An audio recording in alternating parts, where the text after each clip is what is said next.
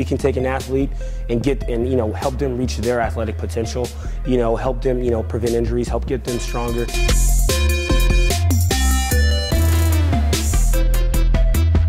I know every single athlete who steps into this gym. I know exactly where they're at, and I'm going to progress them every week. If you're not getting results, then really what's it about? We're going to deliver something that's measurable, in terms of speed, power, strength, agility.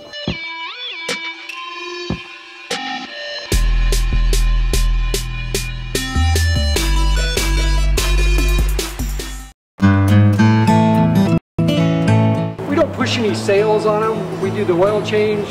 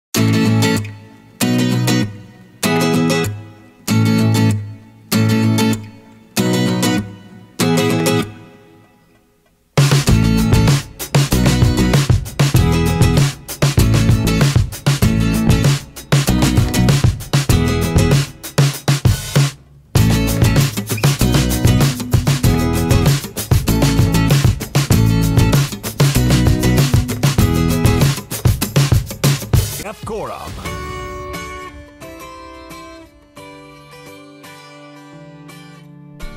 Welcome back to the Inland Sports Show on Fox Sports IE 1350 AM. I love jumping on Twitter, seeing a brand new picture of Redlands High School star Jacob Nottingham called up to the major leagues today by the Milwaukee Brewers. Brand new picture of Jake in the clubhouse for the Brewers with his new jersey, number 26, for the Milwaukee Brewers. Yeah, that is pretty sweet. How cool is that, man?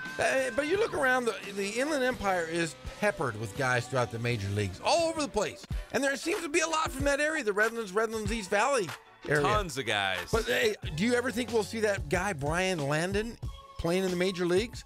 Everyone's All-American? He is the All-American, and I'm glad you brought him up because we have video highlights of Brian Landon. The Terriers were taking on Yucaipa at the County Clash at San Manuel Stadium, and the All-American came up with the big hit of the game. It was a scoreless game, third inning. Brian Landon lacing a 2-run single in the third inning.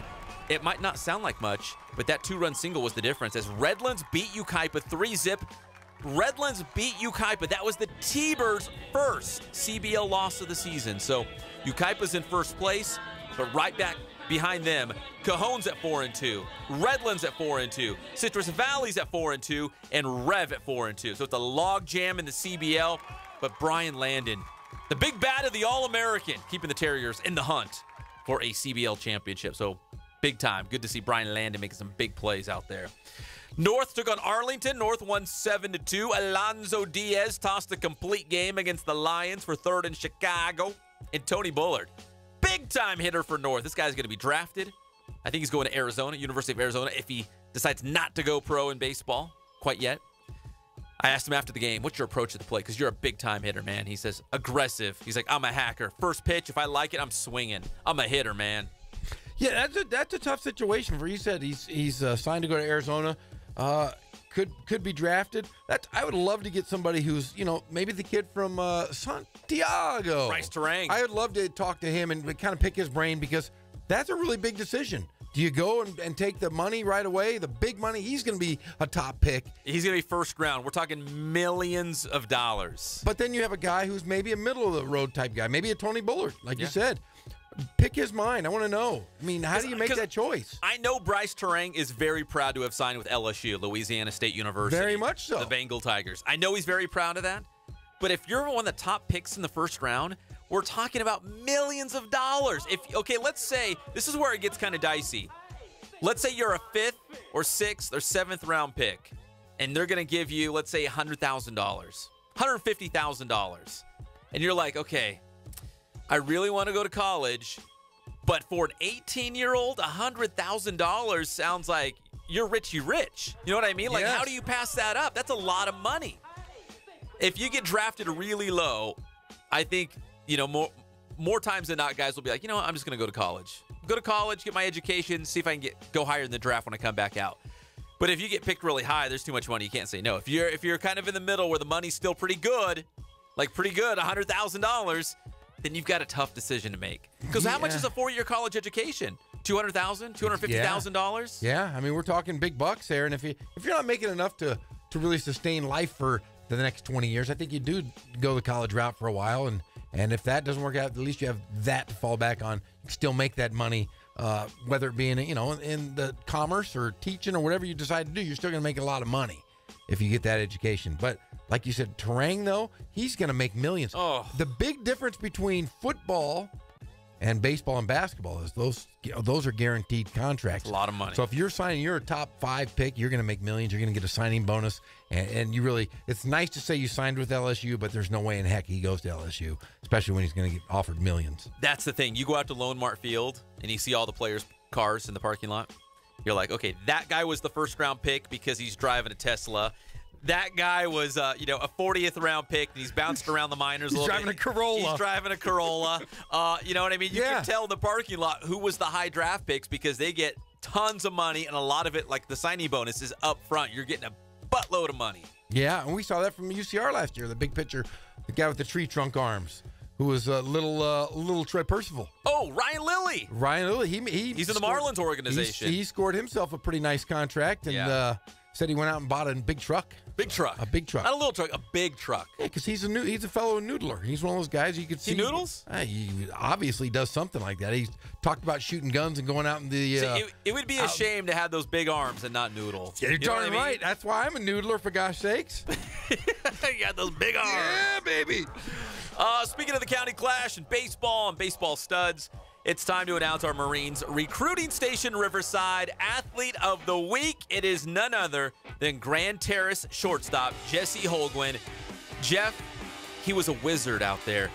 Greg, cue up the Gandalf, because this guy was a wizard like the great Ozzie Smith. Nothing would pass Jesse Holguin. He was like an octopus. He was everywhere. You know, we usually go for the big hitters here on the show, and we love the home runs and the RBI. And Jesse Holguin, he can do that too. I mean, he leads the team in all those batting categories, but he's really known for his glove. And he made play after play after play. Big time Ozzie Smith, the wizard at short kind of plays. I mean, even Gandalf was like, that guy is a wizard out there on the diamond. He was that good. The octopus, my friend. The octopus. He was hands everywhere, catching everything, the human backstop. Grand Terrace beat Summit by a final score of 9-5 at the County Clash. Grand Terrace is like 17-1 on the season. How is that possible? They're that good. Man, they got the wizard. They got the octopus. Jesse Holguin. Is it through osmosis? Their softball team is always dominant. Yes. Has it taken over in baseball? Yes. Oh, man, their football team is taking big strides. Grand Terrace is making Didn't Grand Terrace win the Sunkist League title this year in football? They did. Didn't they, Greg? They did. Oh! We got you, Colton. Where's Colton at? We got you, Colton. Oh, you got one even better? See, Greg's working his magic. We've got you, Grand Terrace. There's no way. There is.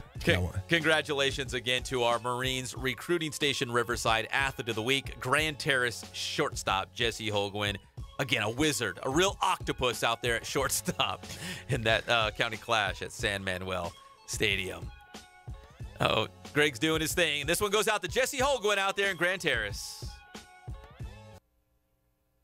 I think. Uh-oh. He lost it. Oh, man. Oh, we were really hoping for some funniness. Oh, we're going to do it again. Here we go. He's going to do it. Everyone's doing it. Do it. Do it, Greg. Yo, what's up? What's up, Grand Terrace? What up, yo? Let's go. What's up, Colton? We got you. Yeah, there we go. Got you. That's all I wanted to hear, buddy. Jesse's our guy. When we come back here on the Inland Sports Show, little UCR baseball action, CBU baseball action, and we will revisit. We're going to circle back around to those NBA playoffs. Oh, after one game of the first round, it's really getting juicy, and Greg Popovich is back in rare form. We'll be back. It's the one and only Inland Sports Show, Fox Sports IE, 1350 AM.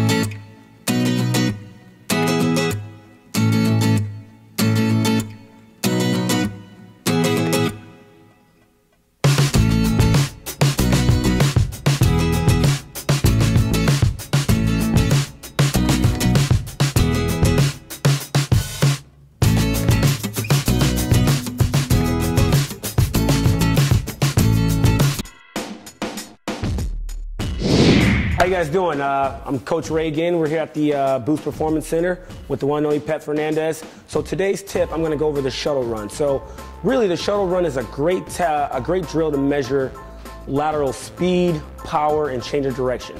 So we're going to go over that today, and it's a drill that can benefit really, again, any type of field sport, whether you're a basketball player, football, volleyball, soccer. If you got to change directions, you got to be quick. Shuttle runs for you. Okay, so Jacob's going to demonstrate the shuttle run here. We're going to start off with the stance. So he's going to have his feet about hip width. Now, this is really important because a lot of times you get guys who will try to shift their stance. You got to split the line evenly, and you want to make sure your toes are forward. You want to make sure your feet are right underneath your hips, all right? So he's going to have his feet forward and underneath their hips. All right, now, when I say set, he's going to drop down very quickly. Whatever hand is down is the direction that you have to go. So he's going to go to his left first, so he's got to have his left hand down. Now, his right hand is going to be right here, all right? It's going to be right in front of his body. His elbow's going to be flexed, hand's going to be right under his chin, all right? So when I say he's going to drop down really fast, all right, he's going to put his hand down, left hand down on top of the line, right hand underneath his chin. Ready? Set. All right, relax. All right, so that's the stance there. We don't want to hold the stance any longer than about 3 seconds, all right? So we want to be in and out, all right? Now, let's talk about the first touch. Once he leaves, all right, his first movement, that timer is going to start. He's going to give me a nice lateral run coming out. So he's not going to turn his head and turn his body to run. He's going to lateral run coming out, and then we make our first touch. He's going to do what's called a wedge cut. It's a double foot cut, and he's going to touch right outside of his feet here. So he's going to touch the line with his left hands. He's going to do a wedge cut, a double foot cut. He's going to have a nice angle at the shins. He's going to touch right outside of the foot. So now I'm heading back in the direction I want to go. All right, that angle is really important. So we're going to nice wedge cut here, left hand touch. We'll wedge cut it here with the right, and then we'll sprint through for the finish. 5, 10, 5. Here we go. You ready, Jacob? So he's going to go on me. Set. Go. Take it back. Finish right in the middle. Good, right there. Now, typically, you want to finish with your head down. All right, you want to maintain that forward lean. There you have it. Shuttle run.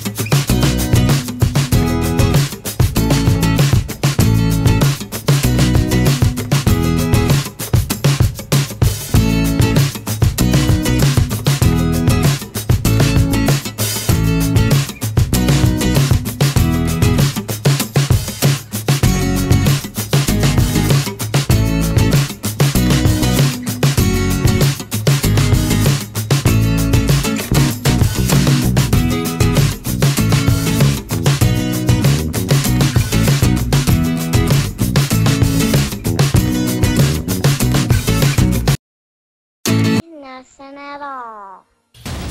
We're back to the Inland Sports Show. Here are your hosts, Pep Fernandez and Jeff Gorham.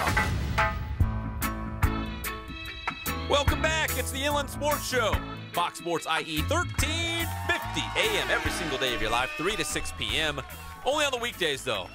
Got to have a day off. I'm out there. Did I tell you I was digging a moat around my trees at like 9 o'clock at night? Everyone in the world's asleep except for me. I'm out there with a shovel digging a moat. You know what? You and I have the same exact story. Smetty Smedberg had me out there. We didn't have a big-time shovel, so I had to go over to Home Depot last night, and they were closing. I bought a wheelbarrow. Is it wheelbarrow or wheelbarrow? Wheelbarrow. Barrow. Right? It's one of those things. It's Barrow. Well, I went. Barrow, Alaska. Yeah, so I had to go buy a wheelbarrow and how is it that I live in a beautiful home? I got Shangri-La backyard and don't own a shovel. So I went out and bought this shovel, and it looks like a Ferrari. I mean, I looked at all the shovels, and there's like 50 of them on the wall. Lots of them. Lots of shovels. And then this one just spoke to me. It was all black with a red handle and a red, what is it, the scoop thing? Yeah. And it was pretty sweet. The scoop thing. The scoop thing, the shovel itself. And I was like, I'm going to buy that. So I went home and bought it. I have to plant a palm tree next to the pool. Like a desert mirage out there. I'm not oasis. I'm not happy about it. I'm not, because you know how much palm trees are? No, I haven't bought one. Hey, they're like over $100, man. They are? For a little palm tree. So I'm like, wait a second. Where'd you buy it? How much was this? And I saw the tag. I'm like, you got to be kidding me. Take this back. Take this back. I could have bought more meals with this. But no, I was digging holes last night, too. You and I were digging holes. You were digging a moat? Yeah, I got home late. In fact, I think it was the day I was like 66ers game in the morning, then a high school game, and then we did this show, and I think I went out to CBU. Oh, no, I think it was the day I had the UCR press conference and all that stuff, and I get home, and it's late. Ugh. The sun's down. Everyone's getting ready for bed. My wife's like, you know, the peach tree in the backyard, it's not really holding on to water. We need to dig a moat around it to make sure the water doesn't come out. So I'm out there in the middle of the night digging a moat around this tree. I couldn't believe it. Did you put gators in it, in the moat? No. Put any worms or anything in there, or just a little moat, just Should for be water? a gator to keep everyone out, like a little castle. I'm telling you, if I have my chance, if I ever win the lottery, I'm going to buy a house. I'm going to build a moat around it, and I'm going to put gators, live gators. I had 2 live gators at one time in my life. Why would you have a live gator, Jeff? Because I had a friend of mine who had a gator farm. What? Yeah, a friend Here of in mine. the IE? Here in the IE. I could take you there right now. He has a gator farm. He still does? He still does. So when Connor was little, I wanted alligators. Of course, right? I mean, So where I you was- got a little baby at home? Why? Of course, you want gators. Where I was living at the time, I had a little pond in my backyard, and I had a fence put up, a nice chain link fence around this pond. Keep the gators out. And he gave me 2 gators. You know what? This The little gators. They weren't like big. They were little, maybe 1.5 feet long, but there was 2 of them. And then in the wintertime, he gave me this box, and you just put them in a box and put them in your garage because they just hibernate. But in the summertime, I was like, cool. I'd have barbecues over, and they go, hey, what's that over there? Those are my gators. You know what? I got this new little baby at home. He's just learning how to walk. Should get him. I Why wanna give not him give him a a pet, gator? like a kitten maybe, or a hamster. No, a gator. Like 2 of them. I have swam in a pool. Sounds safe. Hey, Sounds safe. Can I tell you, my dad of the year, listen to this, at the same guy's house, he has a big pool. Okay. And I took my son into a swimming pool with gators. Connor has swam with gators. I was in with these big gators, and then the little ones were in there, so we had him kind of waiting around with At these what gators. point did it seem like a good idea? It never really did, but it sure did make me feel cool. But I had 2 gators. I had them for about 1.5 years. Wait, were they on one end and you were on the other? No. They were swimming around. My buddy was with me. He's like a gator trainer. And he was like, yeah, these are okay. They're not going to bite you. He had gators in there. He had a big snapping turtle, which we avoided that one. And then he had a bear. Jeff, you were in a pool. You were in a swamp. No, it was a This clean was a pool. swamp. No. it was clean. You were yeah. If Yoda pops out and there's weird creatures, I'm gonna Dagobah. find my parents have a picture of it somewhere. I'm gonna bring it in and show you. Were they so No proud? joke. Like, look at our son and our grandson. Look at them swimming with gators. There was like CPS was coming after me. Oh, big time. yeah. But listen to this. He had the dog from the Sandlot. Wait, what do you mean he had the dog from The the dog Sandlot? from the Sandlot. Yeah, That the was Crazy his- Zeus dog? No, that was the dog. Hercules. He owned the dog. Wait, hold on. He owned the dog. No joke. The He dog that was in the movie The Sandlot. He owned that dog. That was his dog. Yes, it was a Hercules. Mastiff. No, I don't think it was Hercules. Was that the name of it? I think so. Wasn't it Hercules? Okay. What was his real name? I don't know, but he also has wolves, real wolves that they use in movies. He used it in the Search for Natty Gann, and talking about? no joke. And he had a bear. My friend has a bear. Still has a bear? Still has a bear in his backyard. But he's a lot. He has wolves. He raises mastiffs. He raises German shepherds, and he has an alligator farm. And I'm not kidding around. I'll show you where it is. It's in Meat Valley, my friend. So close to the Riv. Close to the Riv, yeah. It's a great backyard, though. It's incredible. I love going over there. You know, I got a new kid at home. He's learning how to walk. He's defenseless. You know, he's not very cautious. Obviously, he's like 1 year old. There's a couple gators. There's a couple. You know, I could get a kitten. You know, or I had 2 gators. or maybe like a little Hamster. Hey, any cats would jump in my backyard, though? Look out. The gators Look are out, coming. Gators will get you.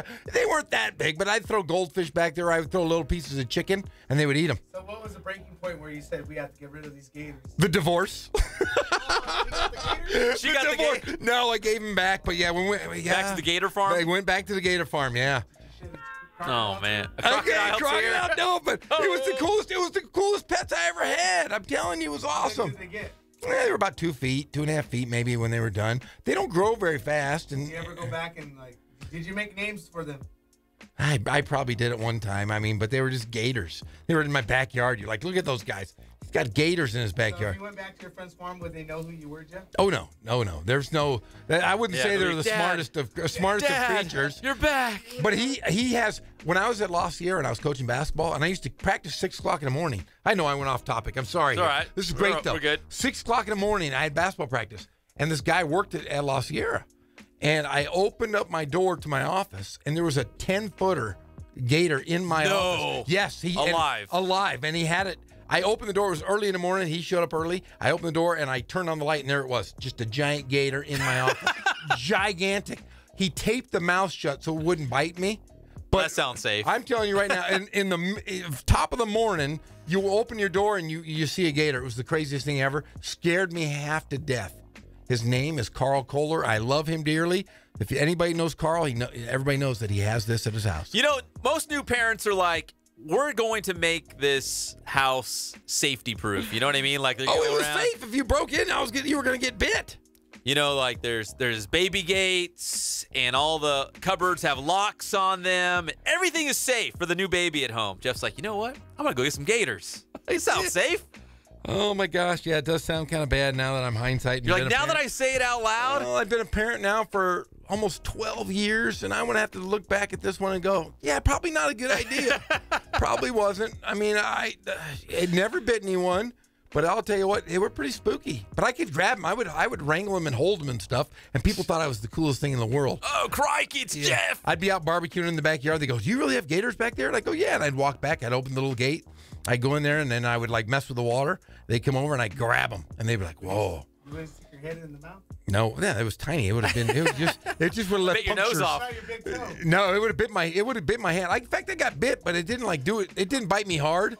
But yeah, I did have gators, and everybody that doesn't know me, Mark Guard will attest to it. I had gators.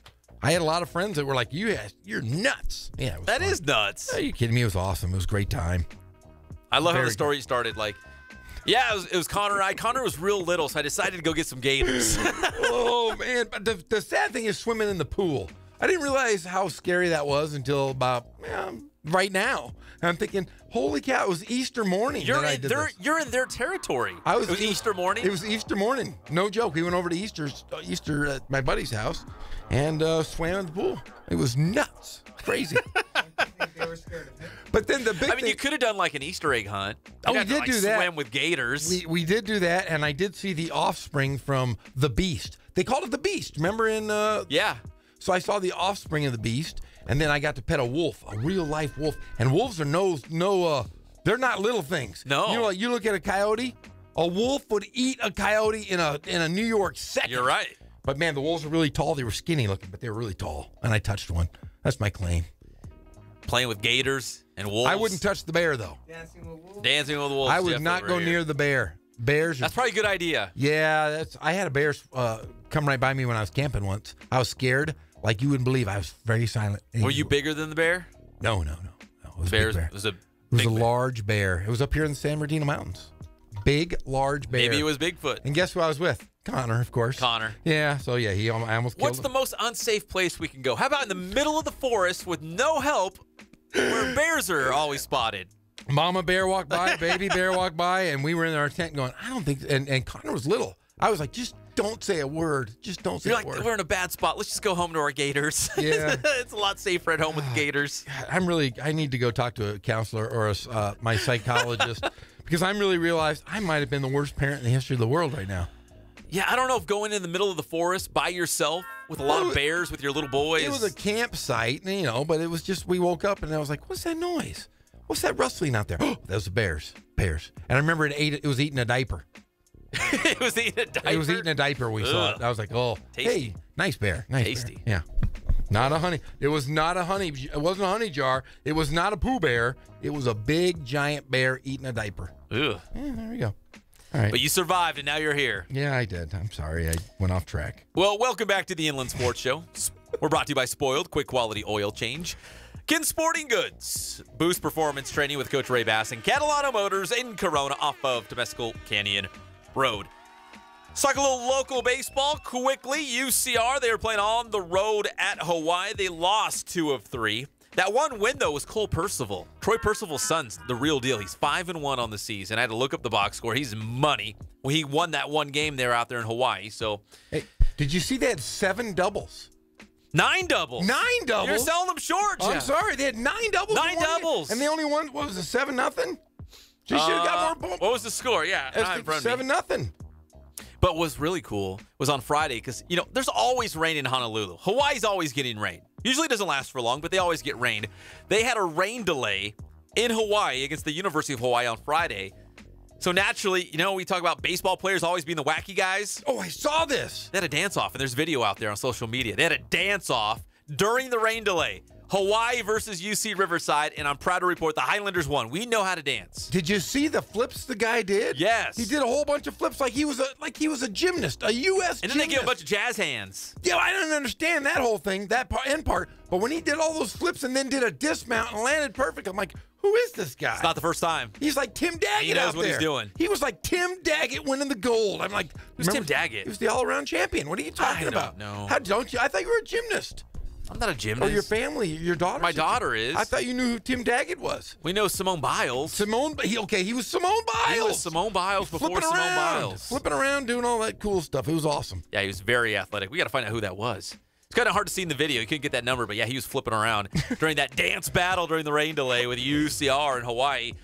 Cal Baptist baseball, huge 4-game sweep against Fresno Pacific. They really needed that. They've won 7 in a row. They got some momentum. They got some confidence now. They're going up against the #1 team in the country in Division II, and it's their biggest rival, APU. So it's CBU on the road at Azusa Pacific starting Thursday. Jeff, this is a huge, big-time series. In fact, they're going back to the scene of the crime because CBU was at APU in the West Regional last year. And remember, Gary Adcock, the skipper of the Lancers, spoke those immortal words that, we're going to be back. We're going to be back, and they are. They're going back to APU against the #1 team in the country. Yeah, they kind of hit like a lull there in the middle of the season, or right around 500. Yeah. But now they're 18-10 in conference, 25-13 overall. And old little Gary Adcock has got him playing some baseball again. Yeah, they're doing really well. It's going to be a huge telling series. In fact, we should probably get Coach Adcock on the show before Thursday because that is a massive, massive series coming up for the Lancers. And CBU softball, hey, you know what? They're really good. And Dixie State was kind of their kryptonite for a little bit. Well, they went on the road, and they beat up number 6 Dixie State a couple times. CBU, number 14 in the nation, big win. They're now 30-7 overall, 22-4 in the Pac-West Conference. They're first place. Dixie State at 18-6. So the Lancers on top of Dixie State right now in the conference standing. So it was a big week for them. They beat up on Dixie State. They swept Notre Dame. And CBU going strong right now.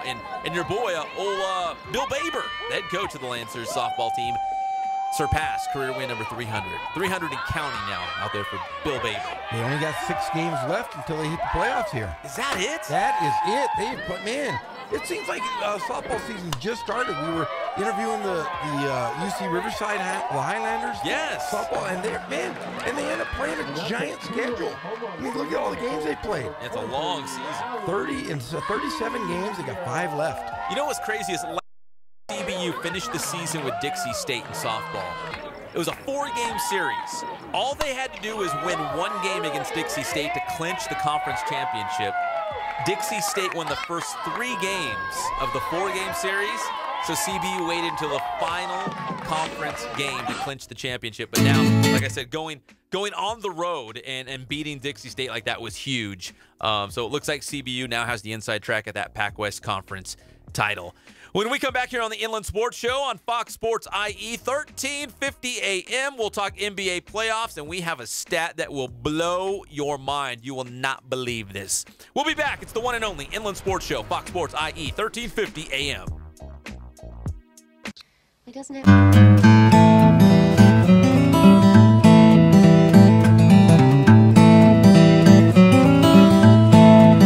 We focus on the customer here.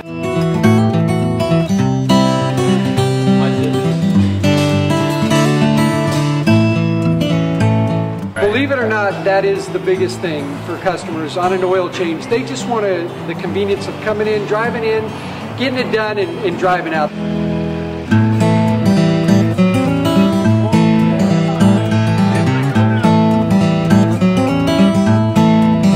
We just greet them, get them going, and they're done in about 10 minutes or so.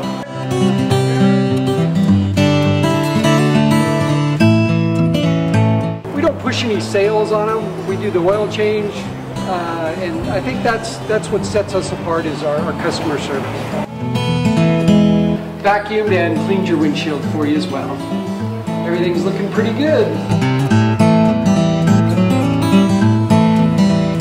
You come into us one time, believe me, we'll spoil you and you'll be ready to come back the next time.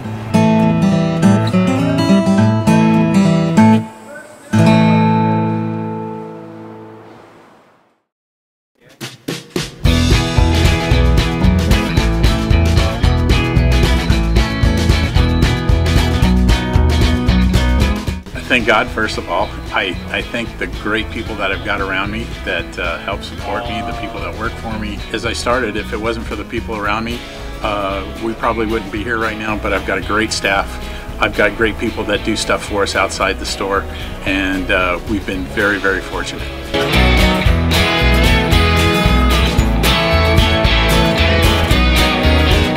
Our service is impeccable, and we just keep trying to get better every year.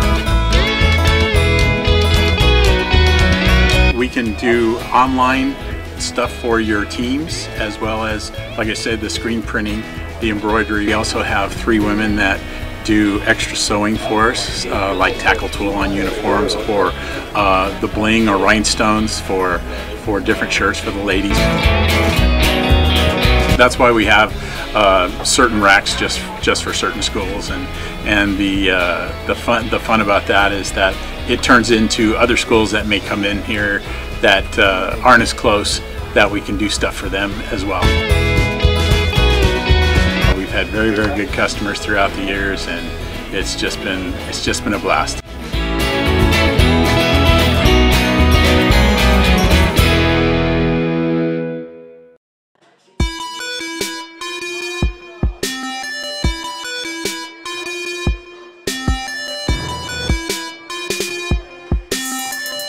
I played once upon a time at Centennial High School. I was actually on the first ever CIF championship team back in 2000, and then my senior year we won it again.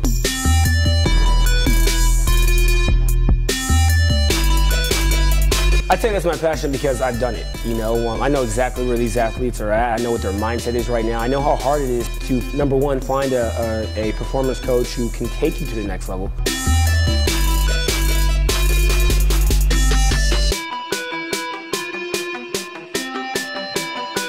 What sets us apart has to be, you know, how we work with our athletes and what we know.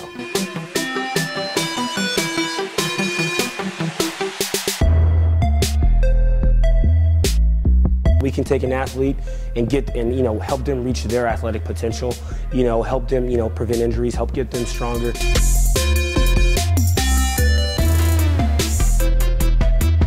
I know every single athlete who steps into this gym. I know exactly where they're at, and I'm going to progress them every week. If you're not getting results, then, you know, really what's it about? We're going to deliver something that's measurable, you know, in terms of speed, power, you know, strength, agility.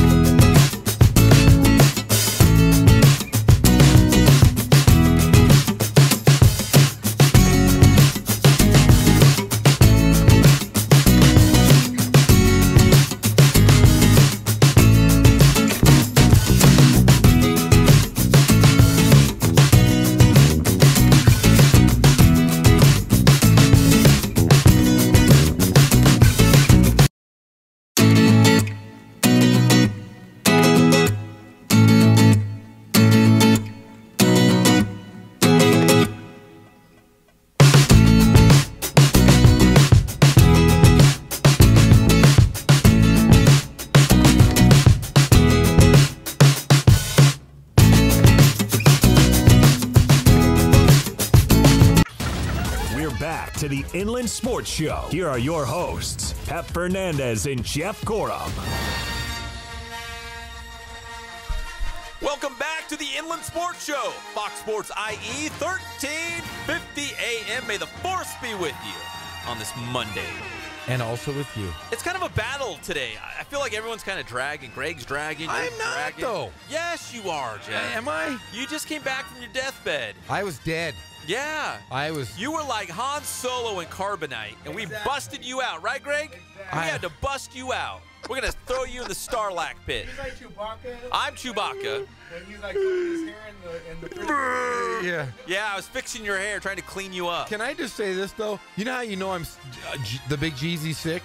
How do we know that? When you offer me food and I go, I just shake my head and say, no. Yeah, I didn't want anything. All I wanted was soup. It's like a pitcher staring down into the catcher's mitt, and he looks down and shakes him off. Nope. Nope, no fastball.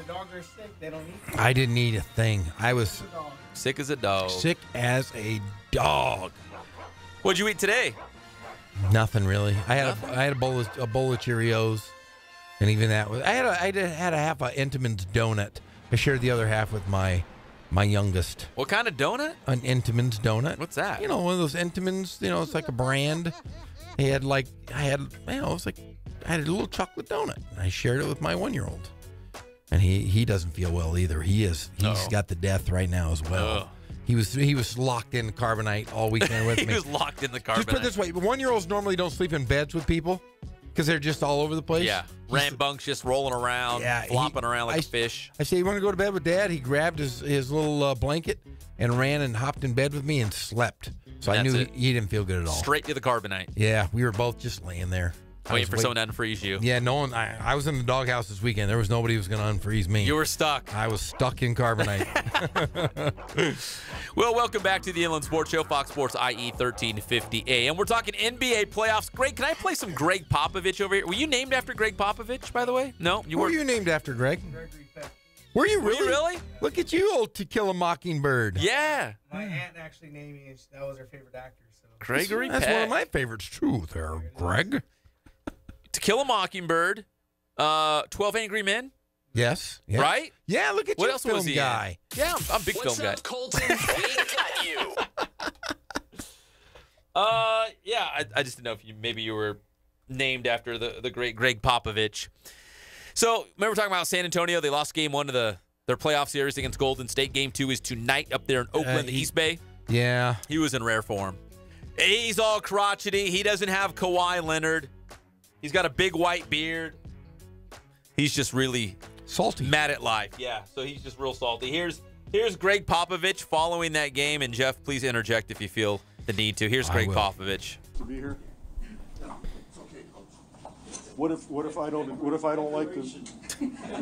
There's too much sugar and all that kind of stuff. I don't want to promote that. I'm just teasing you. I think he's an actor. Sense of humor, will you? Just because you got your ass kicked, then it doesn't mean you have to have no sense of humor. Sounds like me. Okay, what do you want? It sounds exactly like me. I'm so tired of this. It's so funny. That's basically it. That was Greg Popovich. Complaining about the Gatorade. He's like, this is dumb. I'm over this. He is funny, though. I think it's all shtick. I really do. Is. It's pretty bad when Greg Popovich is telling you to get a sense of humor. Lighten up. Yeah, he's the guy that has to stick up his, up his butt. Yeah. Hey, well, Tim Hatch and I have had a chance to work with him at a couple basketball camps, and he's really not that chappy. Next, come on. He does enjoy a good beverage, though. Santa? Yeah, I'm Santa. Come on, what do you want? Barbie? Say cheese. Okay, fine, Barbie. Oh, thank you. Ow, what's the toenails, kid? Hey, Gregory Peck. Jeff. Hey, To Kill a Mockingbird, Roman Holiday, Cape Fear, The Omen. Do you remember The Omen? That was a scary movie. It's one of the scary ones. I know you've never seen that one, Pep. No. So, yeah, Gregory Peck, 12 O'Clock High, Gentleman's Agreement, The Boys of Brazil. So, yeah, a lot of big star. Big star, Greg Holla and Gregory Peck. Yeah. I figured it was some big name. I thought maybe there was a chance it was Greg Popovich, but no, it's Gregory Peck. Hey, what were you named after, Pep? Pep. You know what? I can't tell you because then I have to tell you my real name. I know your real name. Yeah, so I'm not going to say it. Hey, it's a family name, though. That's how I got my name. You know how mine was?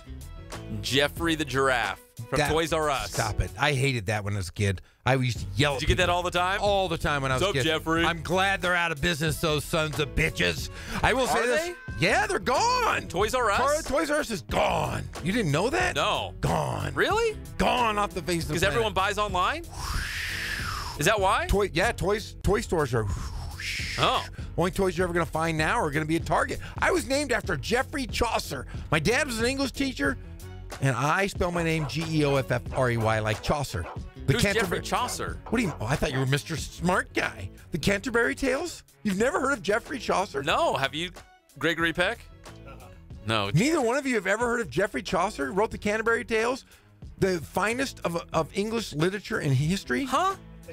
Are you kidding me? What? Oh, Pep. Humboldt's really didn't do you justice. Dr. Seuss? No! Did he write Green Eggs and Ham? No! Chaucer! Comes from the same guy who Tales. was living with alligators. How can you be so smart and so dumb at the same time, Jeff? I'm a Renaissance man. Are you? Yes. How do you not know? You've never heard of Geoffrey Chaucer? No, I don't think I have. Listeners, if you're driving in your car, Pep does not know who Geoffrey Chaucer is. And if you don't know who he is either, you're a dummy too. All of you are dummies. Geoffrey Chaucer, man. I live in a very small bubble. Not much gets in there. That's the greatest English poet and writer of all time. Take your word for it. Robert Frost. No! Stop that it! Guy. That guy. Just stop. Yeah, thank you. Yeah, even I'm getting things from people. Wow, clueless. No. Yes. You're making that up. Right there, my watch. Look at that thing right there. No. Wow, clueless. Yeah, look at the source. Yeah, but he's a smart guy. Smart guy. I pride myself on being a smart guy. Why do you not know who Chaucer is? Golly. Hey, I'm going to sound real smart on this. Okay. All right? So the big thing on social media over the weekend was Coachella, right? Yeah. Coachella was the big thing, but there was something else that was trending on Twitter, and everyone was talking about it, and it wasn't the Walmart yodeling kid. It was about the NBA playoffs. Because someone kind of stumbled into something very unique, actually pretty bizarre if you think about it. Really weird. So the Houston Rockets have two big-time stars, Chris Paul and James Harden, right? Yes. Chris Paul, James Harden. So there's a lot of scuttlebutt that the Houston Rockets might actually get LeBron James and Paul George to join the Houston Rockets. Now, if you take LeBron James and Paul George and add them with Chris Paul and James Harden, this is what this guy came up with. If you put all of their first names together, you get Chris Paul, LeBron James. If you put their last names together, it's Paul George, James Harden.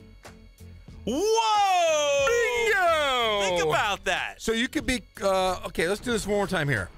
Okay, ready? Okay. Chris Paul, LeBron James, Paul George, James Harden. Correct. Right? Okay. But then you have to add the fifth guy. Who's the fifth guy? He's the Capella. Capella? He would be the fifth guy, right? He would be the fifth guy. Hey, yeah. Chris Paul, LeBron James, Capella. Paul George, James Harden. Wow. So in between all of the Coachella and Walmart yodeling boy tweets, people were talking about this, the fact that it's kind of bizarre. It's almost like it's destiny, like the stars have lined up. LeBron is going to the Rockets. Paul George is going to the Rockets. It's been set in stone for years. Right? Yeah, I hope he doesn't go to the Rockets because that would really. Yeah. Okay, no, that's a good point, Greg. I'm going to tell you why. Do you remember when the Lakers almost acquired Chris Paul? Do you remember that? They did for like an hour, didn't they? Do you know who stopped that trade? Was the NBA. David Stern. David Stern owned the team. Do you remember the NBA owned the Charlotte Hornets? That's right. At the time. They did. And they decided to ixnay that trade. You almost would have to. If you said, we're going to sign LeBron James to Houston. And Paul George. You would have to do something. That just leaves two teams dominant. Not my Lakers. Don't hate on Houston. But it's because they won the World Series. Now they're going to win an NBA title. Houston. They had a hard time. I don't think Houston wins. I just don't see it. I don't see them. I think they get beat. I think that. By who? Golden State? I think Golden State's still the team to beat. That's the only team that can beat them. That's the only team that walked through their first round, their first game. They walked through it. You know what? Houston had a battle with Minnesota. They did. They did have a battle. And I like Minnesota. In Houston as well. Minnesota, but I'll tell you what, if it wasn't for James Harden yesterday, there was a streak in the last 3 minutes of that game where James Harden hit like 11 or 13 or 15 or whatever it was. He hit a number of shots in a row and just ended the game right there. But I'll tell you what, Minnesota's pretty good. They have a shot to win. They could steal a couple. And that's what the key is. You want those fresh legs. Right now, the Warriors are looking good. They're winning without Steph Curry. Steph Curry, did you see him running before the game? Yeah. See, that's what I want to see with Kawhi Leonard. I just want to see Kawhi Leonard running around and wearing warm-ups and on the bench. Well, I'll tell you what, if they can win this first series without really, breaking a sweat. They will. Then you have the Warriors really are looking good because then you can bring back Curry. And it's like poetry. You bring the guy in, they're a better team with him. They're not as good without him, but I still think that they're better than the Houston Rockets. Let's take a break. We've got so much more to get into in the NBA playoffs. We're going to take a look at all those first-round series, all those game ones. We got some game twos tonight, including the Warriors and the San Antonio Spurs up there in Oakland. So we'll talk about that. And is this the beginning of the end? Yes. For LeBron and the Cavs? It could be it. We'll be back. It's the one and only Inland Sports Show, Fox Sports IE, 1350 AM.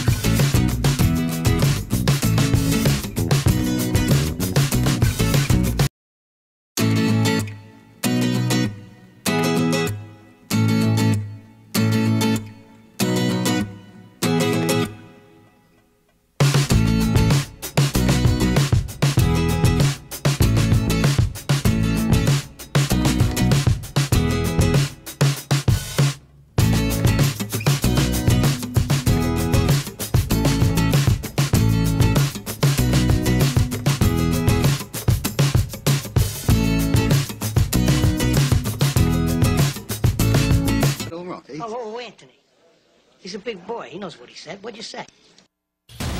We're back to the Inland Sports Show. Here are your hosts, Pep Fernandez and Jeff Gorham. You know what they say, Jeff? No. Money don't sleep. It doesn't? No. Ask Greg Holla. Named after Gregory Peck.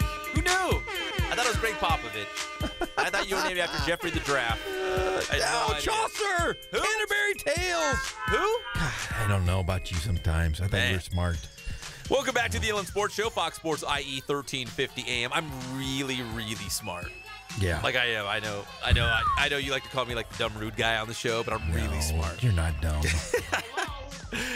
We're talking NBA playoffs. So Golden State destroyed San Antonio in Game 1, 113-92. Without Steph Curry, Kawhi Leonard nowhere in sight. It's been, talked about that he's not coming back, which isn't a huge surprise. People are like, "Oh man, Kawhi's not coming back to the playoffs." Yeah, did you really think he was? That's my first question is, did you really think he was coming back for the playoffs? No, he is not. He is hanging out playing Fortnite, apparently. Maybe. Possibly. Allegedly. How is that? Where did that come out? Was that just that somebody said he was playing Fortnite? Somebody said on Fox Sports Radio over the weekend that, I think it was on Snapchat, they were doing screen grabs of Kawhi playing it and then posting it online. I don't know. Like, honestly, I don't care enough. But that's what they were saying. Our good friends Mark and Rich. New Orleans beating Portland in Portland. Jeff, Portland's a tough place to play. For New Orleans to take the first game of the series on the road up there in the Rose City, that's a big win. That's a big win, and really, when you have guys, was it Dame Lillard? Young Dame. I mean, anytime he's on your team, he's I think he's probably one of the top 3 offensive players in the league behind Harden. And maybe really, I really do. Behind Durant, I think he's a better scorer than Durant. Really, I mean, he's a pure shooter. Durant's 7 feet tall. He can dribble, and he's a great offensive threat. But you look at Damian Lillard has just a beautiful purist. I'm a purist of basketball. You are purist. He is a great jump shooter. I love watching him shoot the ball. I could watch him shoot all day long, and I could watch Steph Curry shoot all day long. You want to impress me? You know where Dame Lillard went to college? Dame Lillard went to where? I don't know. I thought you were going to impress me. I'm going to have to Google it. You don't? I think it was Weber State, wasn't it? I don't know. Look it up. You said you knew. I want you to impress me now. All right. Flip the script on you. Yeah, New Orleans beat Portland Game 1 of their series 97-95. Anthony Davis, the brow is insane. 35 points, 14 rebounds, 4 blocks. Weber State. That's what I said. Yeah. Now, are you impressed? I am very impressed. Played it off like, I don't know. Why don't you look it up? Hey, genius. Hey, keep an eye on that light. We might have a special guest. Stop it. I'm not doing that. I'm done with the light. Yes. New Orleans and Portland, that's going to be, I think, a fun series. I think that one might go the distance. It's a fun series. Also out west, we mentioned Rockets. They beat the T-Wolves. They lead 1-0. The Thunder beat the Utah Jazz 1-0. Listen, on paper, Oklahoma City obviously has a lot more talent than Utah, but I kind of thought Utah might beat Oklahoma City in the series. I know it's only one game. I still think Utah might creep up on Oklahoma City. Well, the biggest problem is Donovan Mitchell was hurt. Remember, he left the game with a foot bruise. That's their best player, probably. Yeah. Even though he's a rookie, probably their best player. Oh, he's by far their best player. He does everything to make that team go. But, he left the game early, and they're saying that he had an MRI showed there was a left foot bruise, and that his status for Wednesday is up in the air. Guess who plays for the Toronto Raptors? Who? Serge Ibaka. Yes. I had no idea. I believe they signed him like the last day of the season. Did you see this? Yeah, they what happened is he was playing in the G League. He was out of basketball for a while. He was in the G League. He was in the G League. Serge Ibaka was in the G League. He was the big man for those great Oklahoma City teams. Yes. In fact, was not, I think the last time he played was last year. He got back in shape, played in the G League. They signed him and then was dominant in that game. Game 1, he was really the playmaker for them. It was like Oklahoma City circa 2010. 23 points, a dozen rebounds. Serge Ibaka, I had no idea. The Raptors winning their first ever Game 1 at home, 114-106. So the top-seeded Raptors off to a good start. Also in the East, the Celtics beat the Bucks. I'm kind of surprised because if you look at Milwaukee, they got the Greek Freak and Middleton, 2 big-time scores, but they need somebody else. Like they do all the heavy lifting. They need somebody else. And I think the Celtics, even though they don't have Gordon Hayward, they don't have Kyrie Irving, Milwaukee might be the better team without Boston's 2 superstars. But it was Boston taking game 1-0. Someone's got to help out Milwaukee. Maybe it's Tony Snell from Riverside King. Somebody's got to step up. Hey, Tony Snell had his opportunities to be the hero in that game. He missed several jump shots that would have propelled them to victory. So I don't know. I'll tell you what, the Milwaukee, though, they're still about a year away, I think. I really do believe. I think Boston, even though they're missing guys, they just play so well together. I mean, as a team, they're phenomenal. They play hard on defense. They talk. But Milwaukee might have more talent. Oh, they definitely have more talent right now. But their point guard, Boston's point guard played very well last game. But Boston just, you watch them. They play like a very well-tuned college team. They talk on defense. They move without the ball. They're unselfish, and they just play like a team. I think they have a shot to go all the way. You Boston, really do. I've thought that even without the superstars. Man, that would be an incredible story. But they play so hard. Just think if you had those 2 superstars with them, and they're guys, they're team guys. Kyrie Irving is a team guy. Everybody says no, but just because he didn't want to play out of the shadow of LeBron James. Gordon Hayward's always been a team guy. If you add those 2 guys in the mix, I think if the Celtics will be healthy in the next few years, they could possibly take over and win an NBA championship. I do believe that. And I think this year they have a shot. They're my dark horse team out of the East to make it to the finals. I know you guys laugh at my dark horse. Philly's my dark horse. Yeah, Gonzaga, you guys. You really go out on a limb on something. But see, I don't think Philly's ready yet.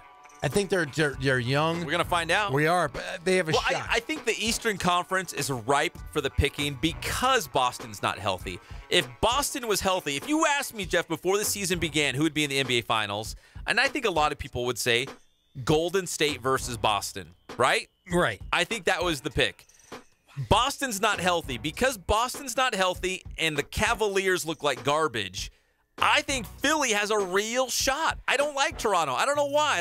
I'm not sold on the Raptors. I think Philly has a real shot. If Joel Embiid can come back, I really like them. Yeah, Joel Embiid he's just a beast. I mean, think about it. He's a center. The process. The process. But he's got enough cockiness to make, he's every good player that's played the game of basketball, every superstar, they have had a little bit of ego. Name one that hasn't. They all do. Except for Kawhi Leonard. Except for Kawhi Leonard. Yeah, he might be the only one. But a lot of these guys, they have that toughness about them, that kind of that butthole quality you like in a good player. Oh, I like that, yeah. Yeah, but if he's playing well, I think Philly's going to be good as well. I think in the East, it'll be Boston and Philly for years to come because I don't think LeBron stays in the East. No, both young teams, both really good, lots of talent. Yes. Of all the teams that dropped their game 1 in their playoff series, which one do you think will bounce back in the biggest way and turn the series around? Of all the teams, I already know who I think is going to bounce back. I want to see if you have the same team in mind. I think Utah is pretty good. I think Utah will be right there if Mitchell's back. I thought about Utah. I wanted to pick Utah. I think I'm going to pick Portland.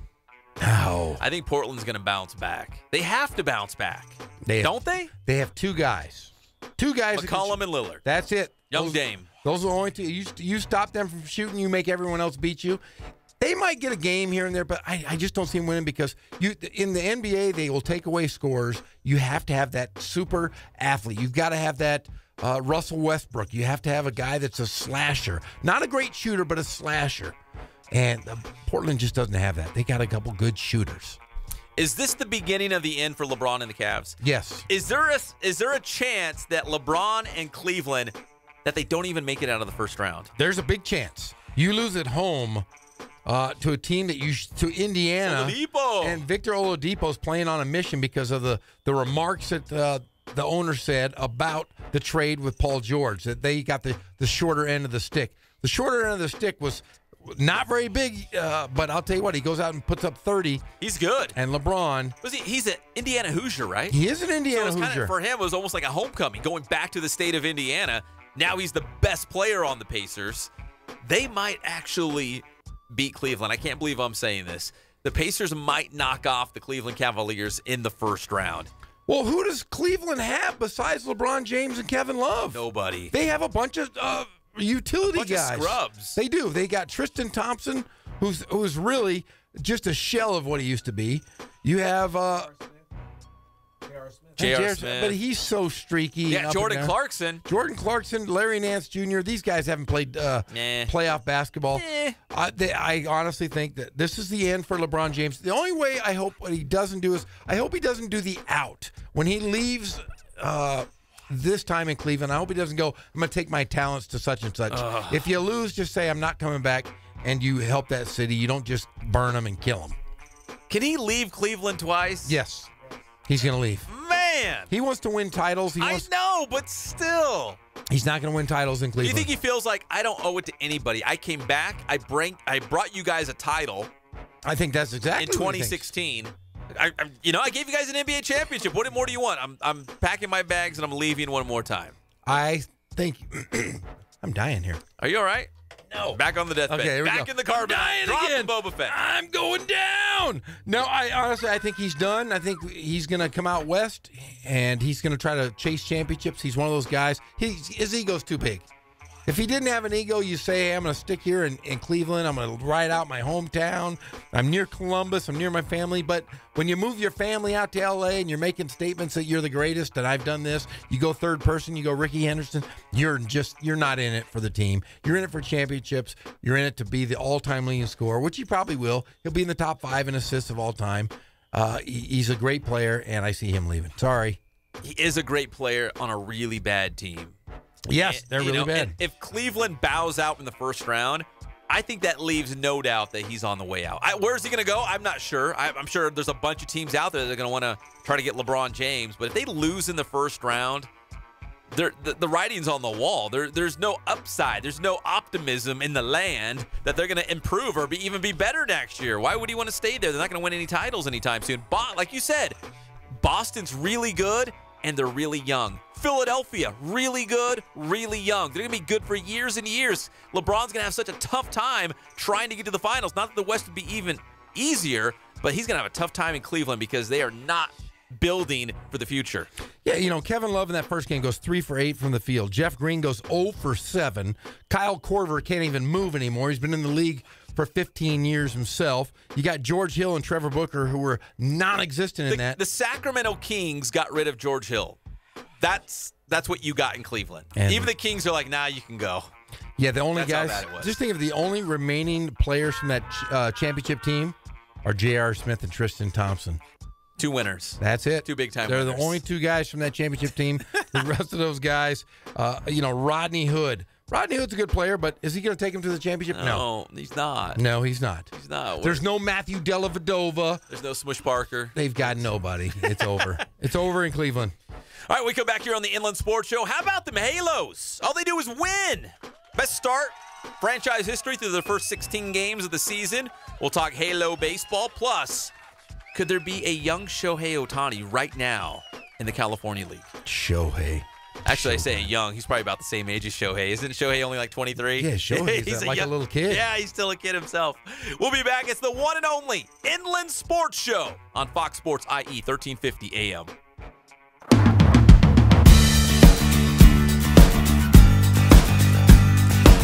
We're small, family-owned, strive for quality pre-owned vehicles. We're not a volume dealer, and we take every deal as personal to us.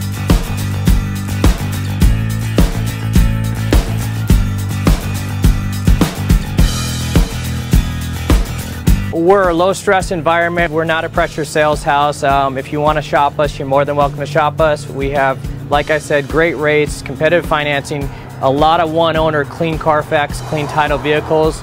As you see, we have Carfax everywhere. That's most important to us, to educate our customers before they make a purchase.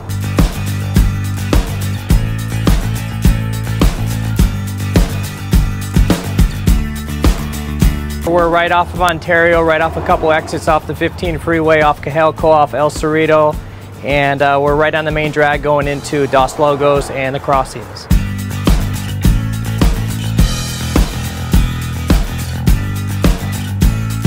We have great financing, we have great lenders that we're using. We do buy, sell, trade, cash for your car. Whatever we need to do to help accommodate the customer, that's what we're here for.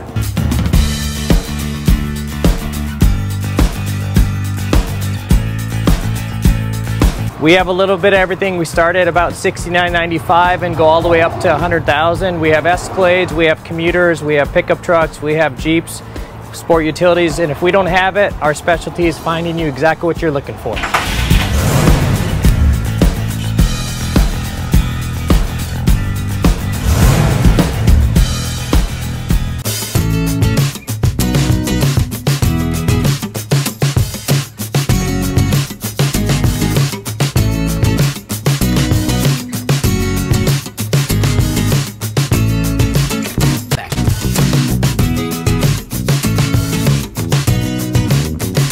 First time ever.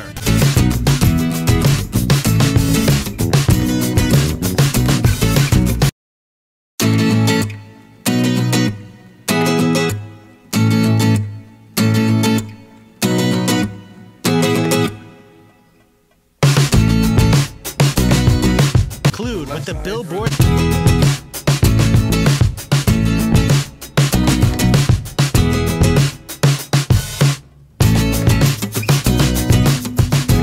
Just got even better.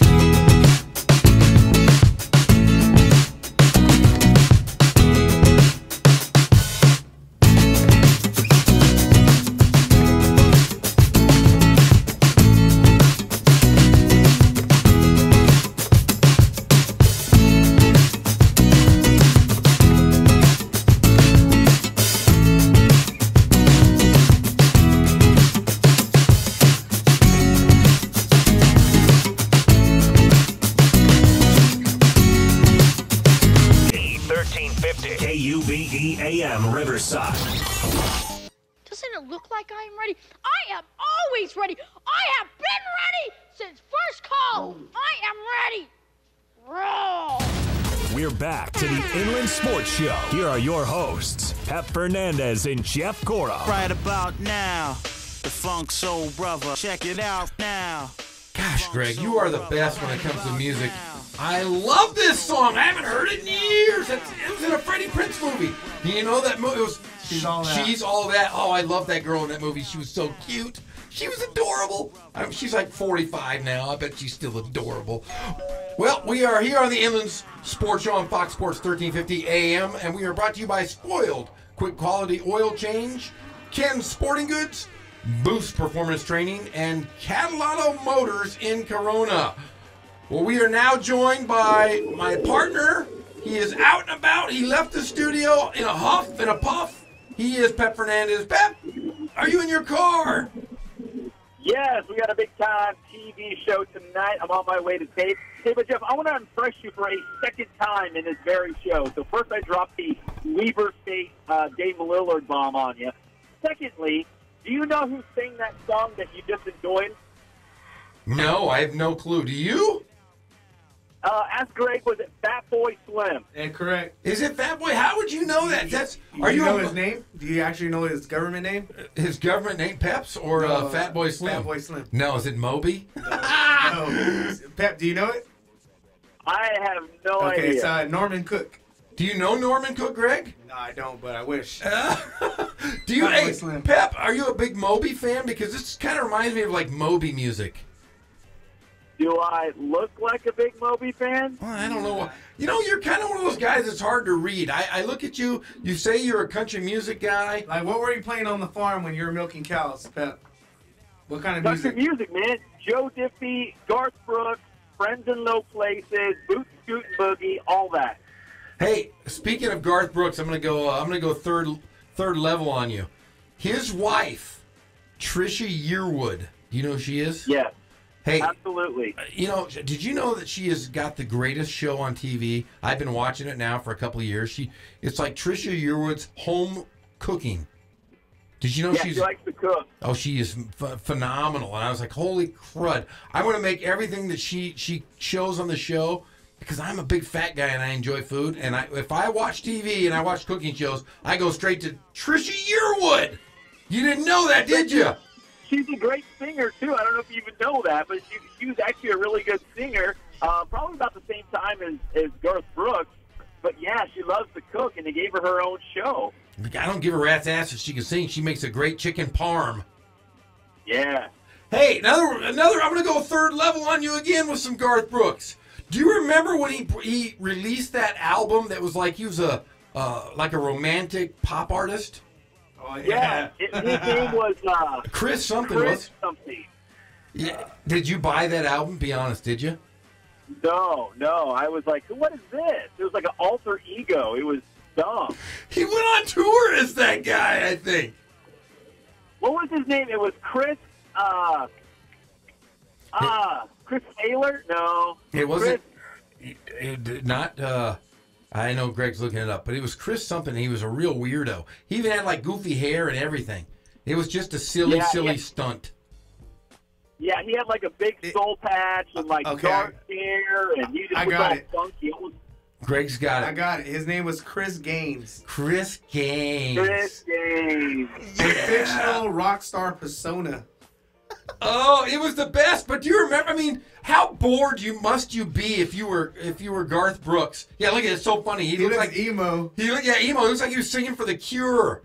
He looks like he'd be hanging out at Starbucks. Oh my golly! Not getting thrown out. You know what, guys? It was like Michael Jordan quitting in his prime in basketball and going to play minor league baseball. Like Garth Brooks, that was his heyday. He was selling out the biggest arenas around the world. And he's like, you know what? I'm going to go do this alter ego thing and be like a pop star. I'm going to be Chris Gaines. I'm going to walk around. I'm going to cry on stage. I'm going to dance to some mood music. Yeah, that was really wacky stuff. But yeah, I just figured I would go a little country on you and tell you that I know who Trisha Yearwood is. I don't know anything she can sing, but she cooks a mean meatloaf.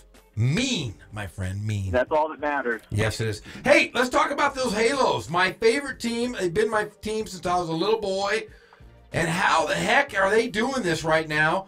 13-3, first in the American League West, And they're 3 games right now over the world champion Houston Astros.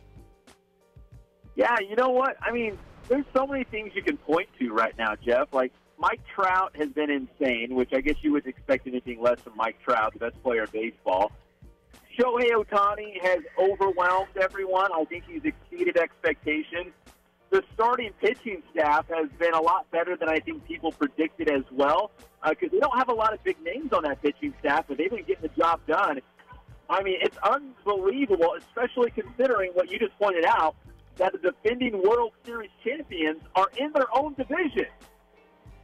Yeah, it's amazing. And just, we talk about Mike Trout every year. We talk about Albert Pujols every year. But there's been other guys that have been added to the mix. Justin Upton has been pretty good. Zach Cozart, phenomenal. And Andrelton Simmons is batting .318 and has 21 hits on the year. That's one guy we didn't expect to get so many hits. And everybody in this lineup is just really hitting the leather off the ball. Yeah, don't forget Cole Calhoun. I mean, the guys up and down the order. That's a real solid lineup. Now, think about it. Shohei Ohtani was hitting 8th in the order. Now they bumped him up to 7th. But still, if Shohei Ohtani is at the bottom of your order, that's how much confidence Mike Scioscia has in the rest of the guys in the lineup.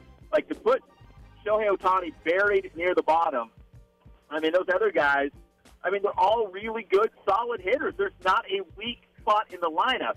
So, Jeff, we talked about the fact that Shohei's going to start tomorrow night against the Boston Red Sox at the Big A. Another thing we should keep an eye on, depending how the days line up, Shohei could start again on Sunday when the Angels have an interleague game, a series against the San Francisco Giants. This will be the first time that we see Shohei actually able to pitch and hit. Now, I know it's an interleague game at the Angel Stadium, so they'll follow American League rules, but that's something even going forward to have to watch that, if the Angels are playing an interleague game against a National League team in a National League city, pitchers hit in the National League. So is that going to be considered a day that Shohei plays? Because remember, the day before and after a start, they don't let him hit. So what are they going to do if they play the National League city or a National League team and he actually does both in the same day? Well, I say you let him hit. Think of it this way. In 8 games played this year, he's had 30 at-bats. He has 11 hits, 5 runs, and 11 RBIs. There's 3 guys on the team, Mike Trout, Justin Upton, and Shohei Ohtani, all with double digits already in the RBI category. Yeah, the fact that the Halos are in first place and the Dodgers are in last place in their division, it's like, what is going on this year? But if you're an Angels fan, I think you kind of saw this coming. Like, Shohei Ohtani, we knew he was going to be a talent. He was young. People were skeptical because of how he performed in spring training. But like all the other guys that you just listed, Justin Upton, the additions of Kinsler and Cozart, this was going to be a good team offensively. The starting pitching has come around, and it's kind of been the perfect storm for the Halos. They're a really good team right now. And you mentioned, we haven't even seen this. Ian Kinsler has only played 3 games, but he's got 5 hits. He's got 13 at-bats. I'll tell you what, if he's playing well, that's just another piece to right now that he's only played 3 games. And that schedule is just going to get tough. They've had a pretty easy go. They've won every series so far. They've taken 2 out of 3 from the A's. They took 2 out of 3 from Cleveland. They beat the A's again. They beat Texas, and they swept Kansas City. But they play Boston, San Francisco, Houston, and the Yankees, and Baltimore. That's a tough schedule right there. Yeah, that's a really tough schedule. And again, this is no slide to the Oakland A's. It's not a slide to the Kansas City Royals or any of those teams. But, yeah, this is going to be more of a true test for the Halos coming up these next 2 weeks, because we're going to be playing a lot of good teams with some really high-caliber Major League Baseball players. So I think this will be real telling of the Angels, but so far, so good. And Ian Kinsler, to have him back hitting at the top of the order. I know he led off the game in Kansas City with a home run the other day. They needed a guy to kind of set the table at the top of the order. Now, when I think of Ian Kinsler, he's not a true leadoff man to me, but He's going to serve that role, I believe, for the Angels going forward. And, you know, when I think of a leadoff man, I think of, like, I don't know if I'm going to date myself, but like a Vince Coleman, a guy who's going to hit the average, a guy who's going to get on base and steal bases. Now, that's not Ian Kinsler, but he's going to still be effective at the top of that Angel lineup. Now, you know, we have. I'm going to touch on this pitching situation because the Angels are doing something right now that hasn't been done in Major League Baseball. In their 13 wins, they have 10 different players with victories in that starting rotation. And Garrett Richards and Shohei Ohtani both have 2 wins, but it's been by committee. They have 10 different players have won games so far in this early season. Yeah, because they don't have a Clayton Kershaw. They don't have a Dallas Keuchel. They don't have a Jake Arrieta. They don't have a Verlander. They don't have, like, these big-name front-line ace pitchers. They got a bunch of, like, really good pitchers. Now, if they all have really good seasons like they have so far, like, it's kind of all coming together, that's exactly what they need because I mean, you know, Garrett Richards is great, but I don't know if he's, like, a genuine number one kind of ace like you would find with a Clayton Kershaw or a Felix Hernandez or one of those guys. But they're doing it. They're getting the job done. That's all that matters right now. Well, yeah, Garrett Richards with 24 strikeouts in his 2 victories. Hey, you know, we've talked about Shohei Ohtani being a dual threat. You know, he's a pitcher and a hitter. But I think the 66ers, you and I were talking off the air, Jared Walsh, he's one of those guys that's kind of in the same mold as Shohei Ohtani. What do you know about this young man? So here's the deal, Jeff. So I think from the Angels front office perspective, so far the Shohei Ohtani experiment has been working, and I think we can all agree. He's been great on the mound. He's been great at the plate. Well, the Angels Class A affiliate in the California League, the Inland Empire 66ers, Jared Walsh is their leading home run hitter and RBI man. They put him on the mound for 1 inning, and he had 2 strikeouts. So I don't know if this is going to be kind of the model going forward, but the Angels, you know, they're obviously tinkering even at the minor league level because of the success of Shohei Ohtani. Jared Walsh, who's their best hitter, obviously can pitch as well. So this is kind of interesting to see how this is going to unfold in the California League level, that a guy who's probably the team's best hitter, they're going to let him pitch as well. Yeah, that's just crazy. Maybe it's a nice barometer of how to work with Shohei. They just do it on a smaller level here in the Inland Empire. Yeah, because the Angels are ahead of the curve on this, and if they did it once with Shohei Ohtani, why not find a guy like Jared Walsh of the 66ers, who obviously is a great hitter, but he can pitch as well. If he can do both really well, why not let him try to do it? I agree. Well, the 66ers are at Lake Elsinore, and then the 66ers are off next Monday, April 23rd. So make sure we go out and follow those ball clubs here locally in the Inland Empire. Well, Pep, yeah, definitely. Well, Pep, we're going to take a short break here. When we come back, we're going to talk some Dodgers baseball. What's going on with the Dodgers? Is it fixable, or should they start over and look forward to next year? I'm that guy that says start over, baby. Next year's upon us, but we're going to talk about it right off the break here on the Inland Sports Show on Fox Sports 1350 AM. You know what? I will have some meatloaf. Let's have some meatloaf. You want some? Yes. I knew you'd come. All right, hey, Mom! The meatloaf! We want it now! The meatloaf! Inland Empire sports fans turn to the Inland Sports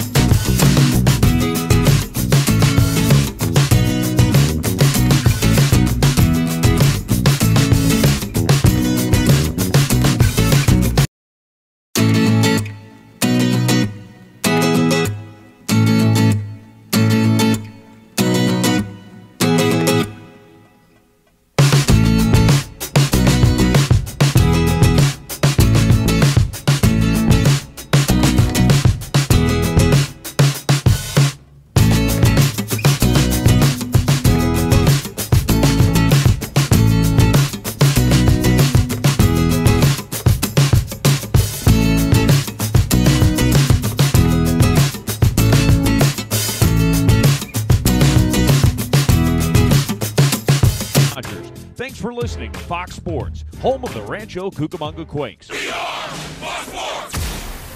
want to see Francis. Francis is busy. Busy doing what? He's having his bath. Oh, really? Where are they hosing him down? We're back to the Inland Sports Show. Here are your hosts, Pep Fernandez and Jeff Corum. Oh, I like this song too. I haven't heard this one in a while. This is about a shooting, though. This is a sad song. Great beat, though. Hey, we are back here on the Inland Sports Show. I'm Jeff Corum. I am here every single darn day here with my buddy, my partner, my confidant, what else could I call him? My wingman, Pep Fernandez. How are you, buddy? You're out on the road, driving through the IE. We're going to talk more baseball. How are you doing, buddy? We're good. Hey, we're like C-3PO and R2-D2.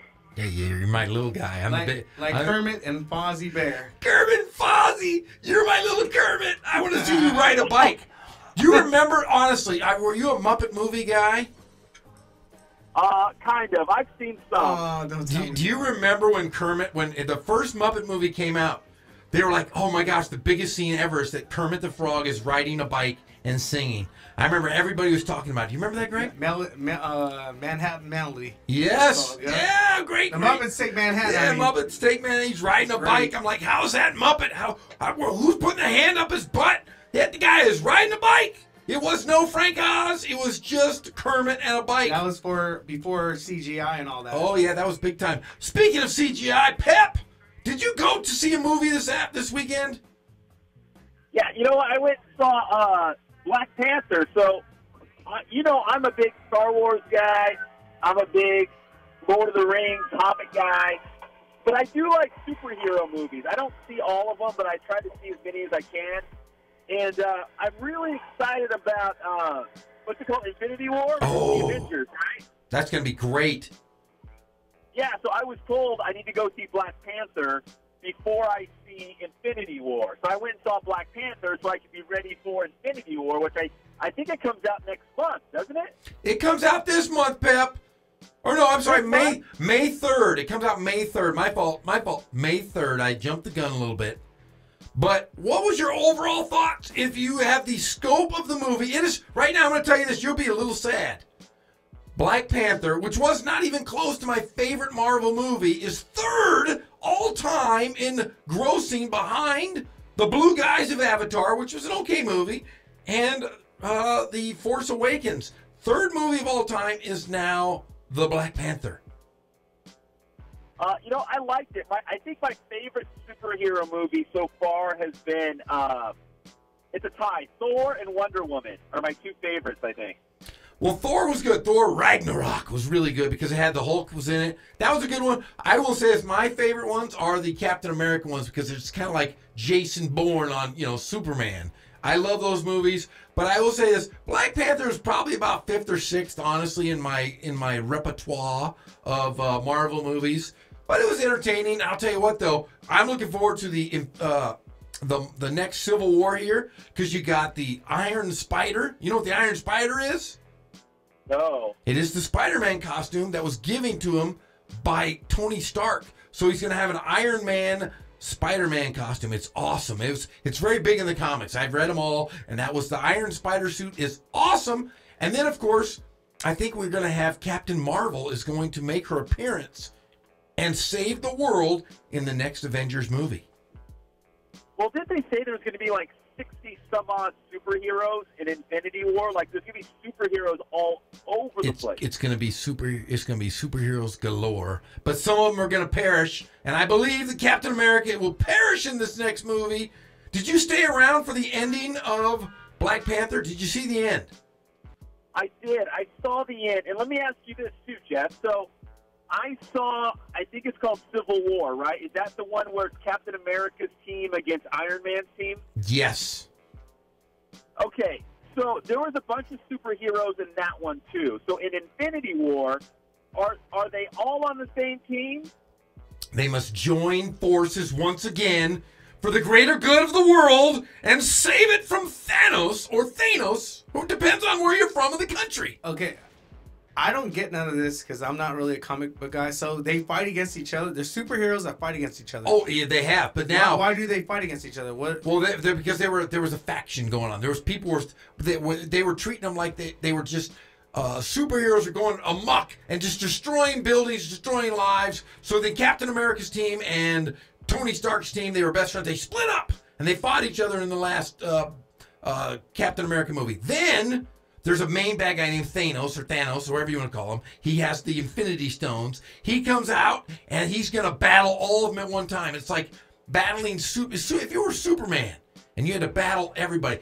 There's going to be all these superhero guys. So it was caused by ego then, right? It's all ego. All ego, buddy.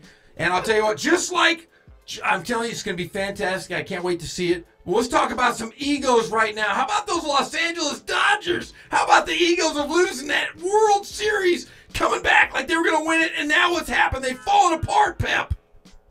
Yeah, but you know what? At least they scored some runs for Clayton Kershaw yesterday. He got his first win. I hope they turn things around. They've got a lot of guys in that batting order that have a ton of experience. They're great players. I feel like this can't go on forever. Like, I feel like they're going to turn a corner. Now, listen, I know it's a slow start. I know they're last in the National League West. But if you look at last year, they really didn't set the world on fire at first. They weren't that good. They were around 500 throughout the first 40 games of the season, and then they had this unbelievable run through the summer. So this year, obviously, not as good as last year's start, even though last year's start was mediocre. But this year's start is bad, but don't raise the white flag just yet. It's very, very early. This team has been around the block. This team has a ton of talent. They're going to hit the baseball. And you know what? In the National League West, I mean, who's the team to beat? Is it going to be Arizona? Is it going to be Colorado? Is it going to be, I don't think it's going to be the Giants in the end.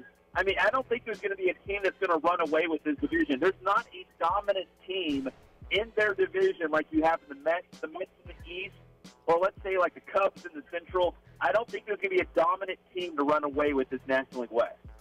Well, so far on this regular season schedule, they played San Francisco, Arizona, and Oakland. But they, coming up now, they do have a pretty weird schedule coming up. They got San Diego, which could put them back in the winning ways, of course. But then they've got Washington at home, and then they have Miami and San Francisco and Arizona. So kind of an easier schedule when you got Miami wedged between Washington and San Diego. So it could be an upstart for the Dodgers here in the next couple of weeks. They could get back on their winning ways. Yeah, and again, I don't think there's a dominant team in that division. So as slow as the Dodgers have started, it's not like there's going to be a lot of separation from first place to last place as of right now. I think the Dodgers, they will start hitting the baseball. They're not going to be this bad forever. And think about it. Every team goes through some sort of a lull. Maybe the Dodgers are just getting out of the way early in the season. They're going to remedy this. They're going to get back on track, and it's going to be all up from here. Like, it's all going to be all good.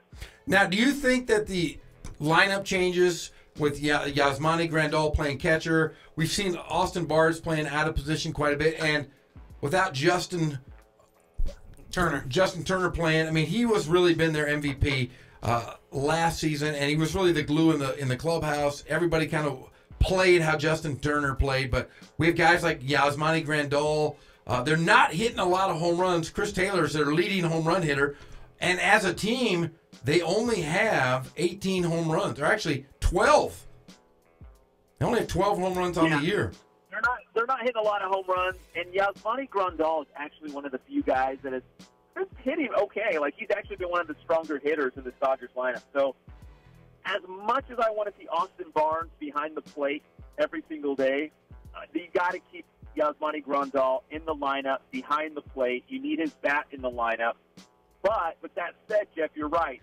They could play Austin Barnes at second base, play him a little bit out of position, because I think Austin Barnes might be one of those stronger hitters as well. You just got to find a way to get both of those bats in the order for the Dodgers. You can't take Yasmani Grandal out, and Yasmani Grandal really can't play anywhere else on the field. Now, If you were going to an American League city and you could have him DH, that's one thing. But he's going to have to be your everyday catcher. So that means you've got to find a place for Austin Barnes if you want him in the lineup. Because, I mean, what's your other options for JT? You've got Chase Utley. You've got Kike Hernandez. I mean, I would take Austin Barnes' bat over those two guys in the lineup right now. Yeah, and that's what's tough is because Austin Barnes is a very, very good catcher. We know Clayton Kershaw likes him behind the dish. But, you know, let's look at another couple guys. Cody Bellinger's really starting to hit the ball well. He's got 17 hits on the year so far.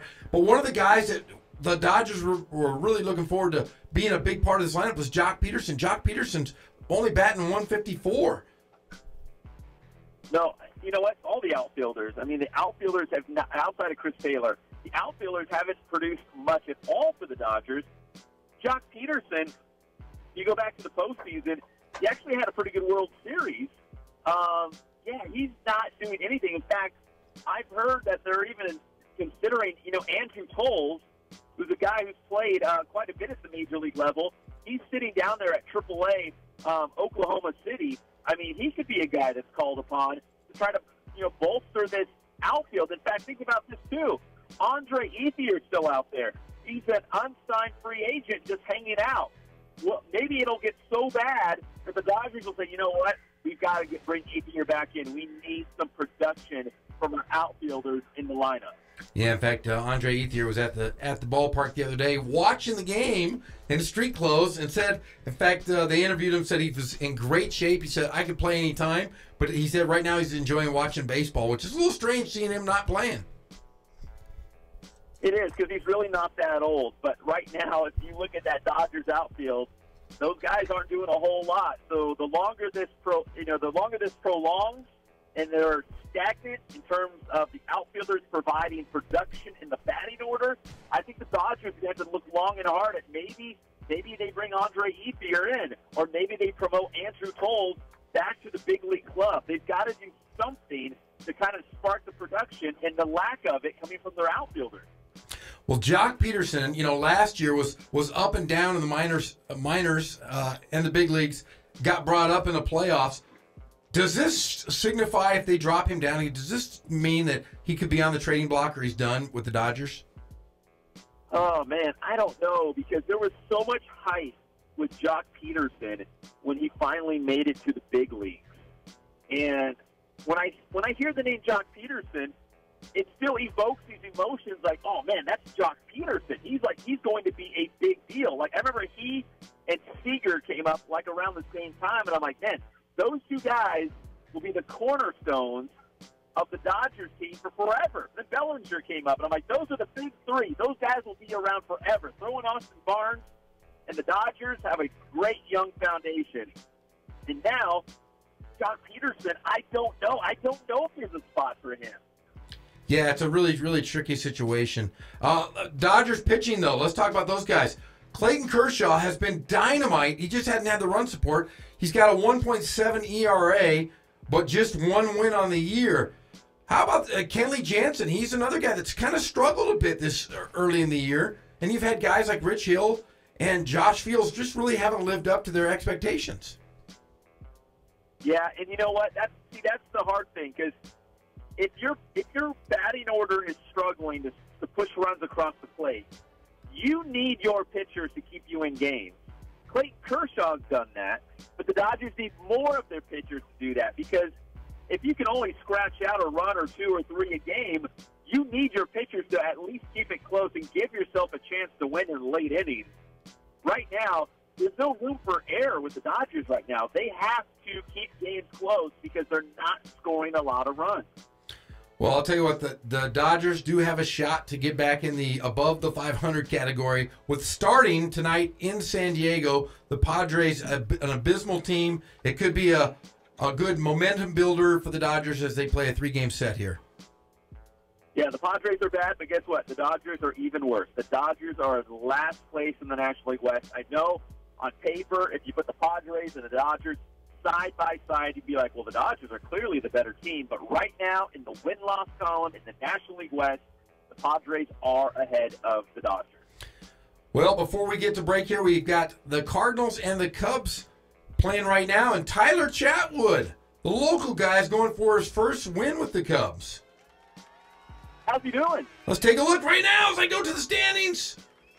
And let's see if the Cubs. I can't find it. I'll have to look during the break, but we will come back and I will go over, see how Tyler Chatwood is doing.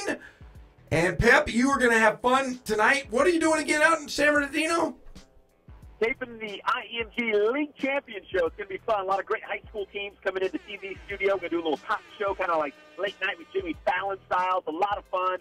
I'm looking forward to it. But, yeah, I want a Tyler Chatwood update. And then, Jeff, you got to hit me up. I got to know if Jacob Nottingham is playing for the Milwaukee Brewers. That's big time. I will check on the break. But, Pep, you have fun. Are you going to wear a suit for this big shindig tonight? Of course. I got to look my best, man. I even shaved. I got makeup on. I'm ready to go. Okay, you didn't need to share the makeup part, but I hope that you're going skinny tie, and I hope you have a good show, because guess what? San Bernardino is the city of champions this year. How many league champs were there here in the winter?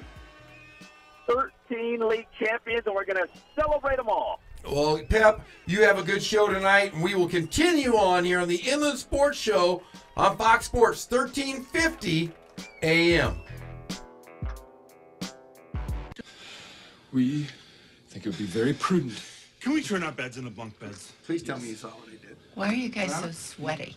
All right, we've already figured out how to do this. The beds match up perfectly. And here's the thing, it'll give us so much extra space in our room to do activities. Please say yes. You don't need permission from us to build bunk beds. You're adults. Dude, I sometimes sound like I know what I'm talking about. Except for I forgot Justin.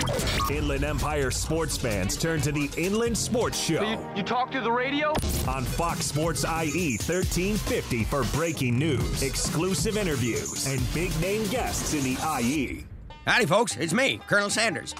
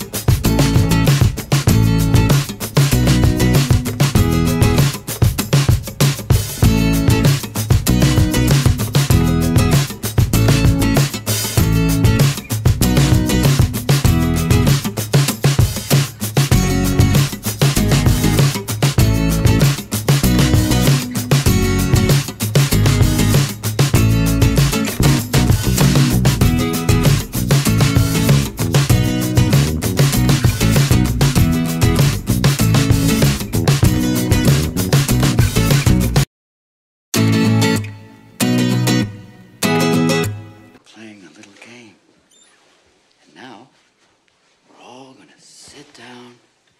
We're gonna finish it. And guess what? It's your turn. We're back to the Inland Sports Show. Here are your hosts, Pep Fernandez and Jeff Cora. I love Elvis. Have I ever told you that, Greg? No, you never told me that. I'm telling you what, I love Elvis. You know, I had a chance this weekend to watch a little Andre the Giant, the documentary, and then I had a chance to sit down. You know what my new show is? What is? You know, I'll tell you what, you know, I always talk about shows.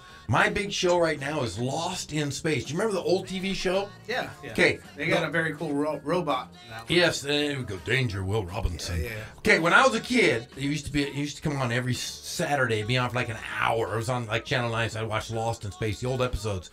And they had Dr. Smith, who was the bad guy that was kind of like the friend of the family, but always causing hijinks with Will Robinson and the robot. And I remember watching when I was a kid. They went to a planet that was all celery and carrots. He's walking around. There were giant pieces of celery, and I remember Dr. Smith would go, "Oh, to be celery."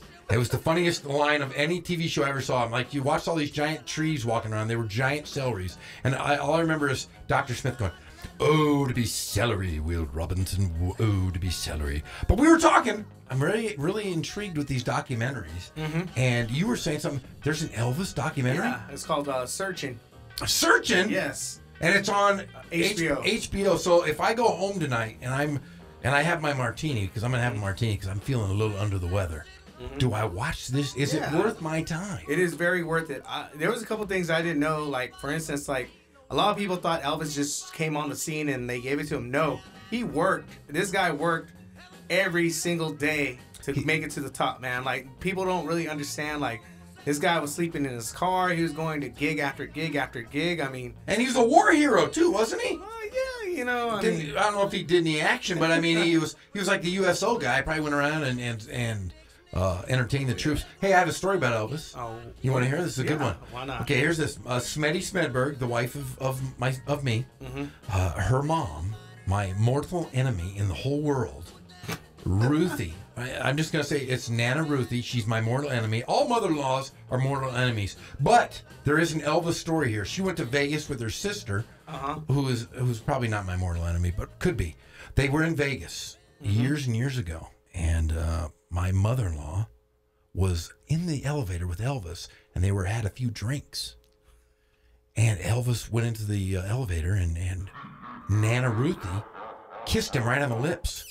And my aunt and my wife's aunt says that they kissed for a good 5 minutes in the elevator, tongue kissing.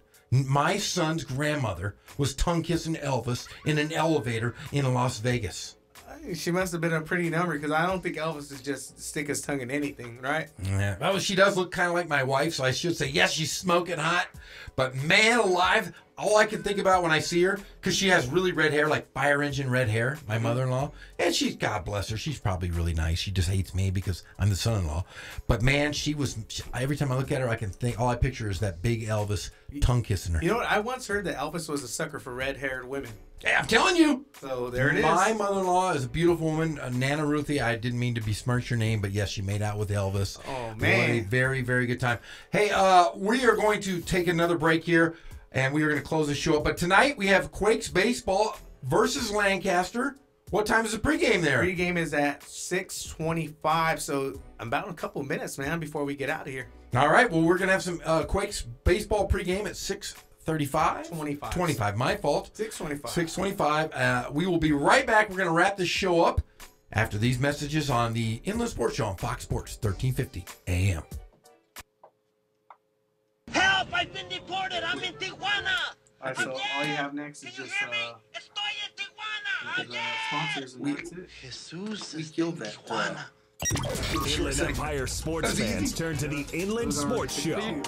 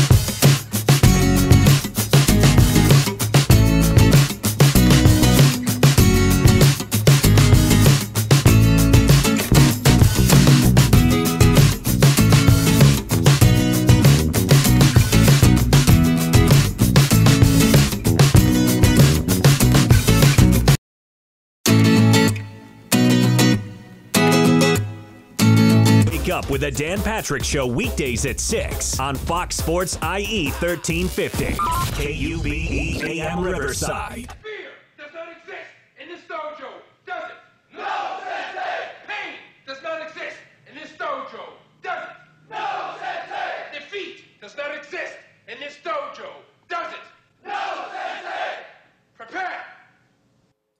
Now back to the Inland Sports Show. Here's Pep and Jeff.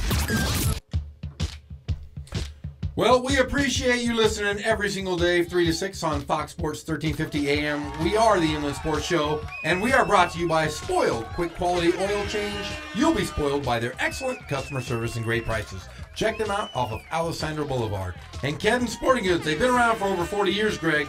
They've been taking care of all of your sporting gear needs, plus Letterman's jackets. Check out kensportinggoods.com.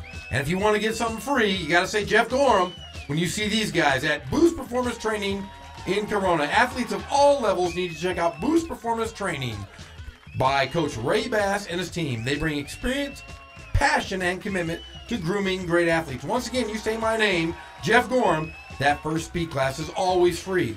And if you want a new whip, a new car, a new bike, a new whatever, go to Catalano Motors in Corona. Buy, trade, finance a new-to-you car, truck. You have high expectations when buying a car? Let Catalano Motors meet and exceed them.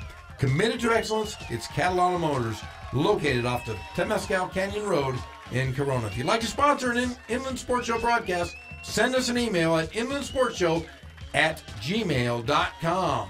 And stay tuned, because right after this, we're going to have Quakes baseball versus Lancaster as they battle on the road at 6:25. Pre-game. Greg will be on the board, and Mike Litzcott will be on the call for Quakes baseball. We will see you tomorrow. We're going to have a big show this week. We hope to hear from you and see you and listen to you every single day from 3 to 6 on the Inland Sports Show on Fox Sports 1350 AM. Good night, everyone. Good night. In case I don't see ya. Good afternoon, good evening, and good night. Inland Empire sports fans.